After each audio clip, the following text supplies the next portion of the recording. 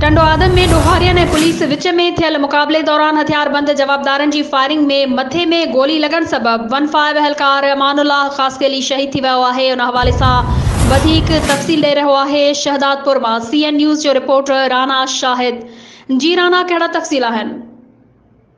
जी Zara, बिल्कुल टंडो में ॾोहारियन ऐं पुलिस विच में थियल मुक़ाबले दौरान हथियारबंद जवाबदारनि जी फायरिंग में मथे में गोली लॻण सबबि 15 एहलकार अमानुल्लाह ख़ासकली शहीद थी वियो, जंहिं जे मुड़ खे एम्बुलेंस जे ज़रिए टंडो खां शहदादपुर शहर जे अलाया टाउन में संदसि घर आंदो वियो, जिथे शहीद एहलकार जो मुड़ पुॼण सां घर में कोहराम अची वियो ऐं इलाइक़ो सोगवार थी वियो।